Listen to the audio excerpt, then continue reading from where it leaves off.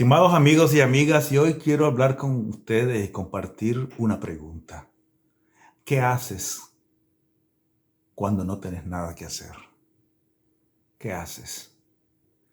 A veces el tiempo lo tenemos saturado, una agenda complicada, llena, sin espacio para uno mismo. Y eso sucede normalmente cuando estás empleado, sos un funcionario o un empresario y estás lleno de ocupaciones, con una agenda llena que no te da ni tiempo para atender a tu familia ni para atenderte vos mismo. Pero eso pasa, concluye.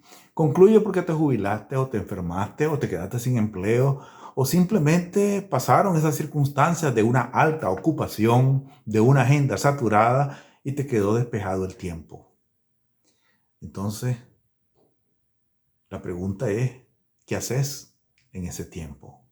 Y cuando no has adquirido los hábitos para hacer algo distinto a lo que has hecho cotidianamente, te queda un profundo vacío, una profunda inutilidad. Y es posible que también caigas en la trampa de comenzar a meterte en las redes sociales y mover las redes sociales y ver un video y otro sin ningún propósito y sin ningún sentido, simplemente para ver pasar las horas y para ver pasar los días sin ningún provecho. Incluso con el problema de atontarte mediante esos mensajes sin sentido. Pero bueno, la pregunta es, ¿qué haces en ese tiempo que te queda ahora?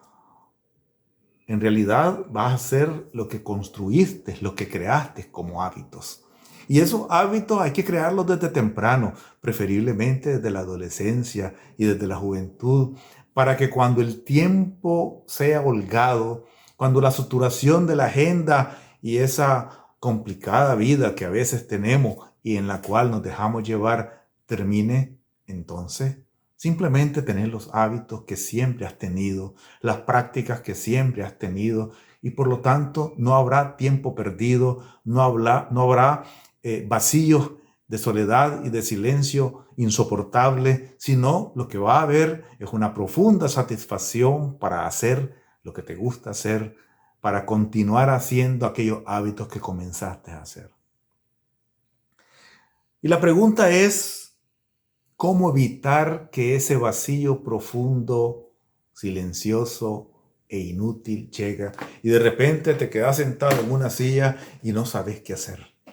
Quizás porque estás enfermo o imposibilitado de moverte, o sin trabajo, o jubilado, o simplemente te has quedado solo por diferentes circunstancias.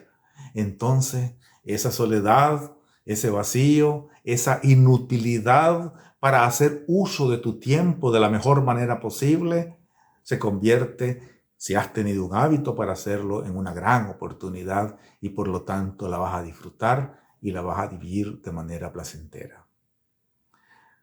Y cada quien cuenta su experiencia. Y en mi caso quiero compartirte 6 hábitos. 6 hábitos que he asumido desde temprano, quizás desde mi adolescencia, y que he venido practicando siempre que ha sido posible. Y nunca los he descontinuado. Por lo tanto, se han convertido, en mi caso, como una parte de la vida cotidiana. Y no implican ningún esfuerzo adicional porque los disfruto y los hago. En primer lugar, me gusta la lectura. Soy un lector. Siempre viajo con un libro o varios libros. Siempre estoy hojeando un libro de cualquier tipo. Ensayos, novelas, cuentos, poesía. Y lo disfruto. Así es que a veces no es que me sobre el tiempo. Simplemente siento que me falta el tiempo para leer. Pero el tiempo que tengo para leer lo disfruto de manera placentera. Y puede pasar 1 hora o media hora o 2 horas. Y en esos tiempos de espera, cuando viajo en avión, en tren, en bus, cuando estoy en una parada de bus o cuando estoy en la casa, simplemente puedo ver esos espacios como provechosos porque tengo un libro y el libro se convierte en una oportunidad para relajarme, para aprender, para ampliar mi horizonte. Pero también hay otra práctica, escuchar música. Poner una música serena, tranquila. Una música que te conecte tu mente, tu espíritu y tu aspecto físico. que conecte con la lectura, con el ambiente. Una lectura que puede ser provechosa con una música que te potencialice tus capacidades, una música para acostarse y descansar, una música para disfrutar, para recordar, etc. Pero hay otra práctica que para mí es muy importante: caminar. Me gusta hacer ejercicio, pero prefiero caminar. El caminar es placentero porque veo a la gente en el campo, entre los árboles, los pájaros, esa cotidianidad de la gente. Prefiero esos espacios. Hay algunos que prefieren los gimnasios. Cada quien escoge lo que le gusta. También me gusta escribir. Escribo las ideas que se me ocurren, las reflexiones, y las comparto cuando me han parecido útiles. También me gusta cuidar el jardín. Me gustan las flores y me gustan las plantas. Me gusta la naturaleza y las veo crecer y disfruto cuando crecen.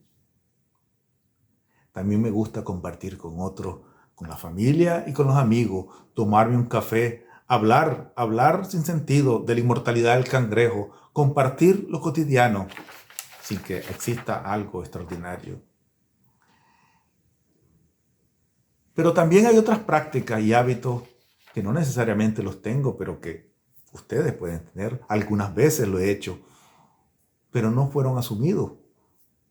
Bailar, por ejemplo. No he sido nunca un buen bailarín y no he bailado mucho, pero de repente a vos te gusta bailar.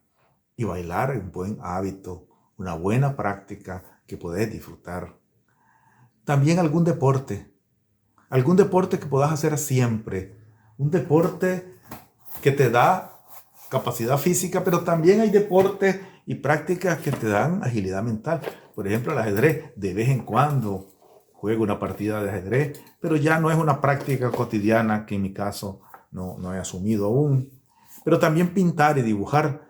Bueno, alguna vez pinté y dibujé, pero no lo asumí como práctica, pero es una bonita práctica. Dibujar para uno o para otro, pintar para uno o para otro, para decorar tus propios espacios. Cantar aunque sea en el baño o en karaoke.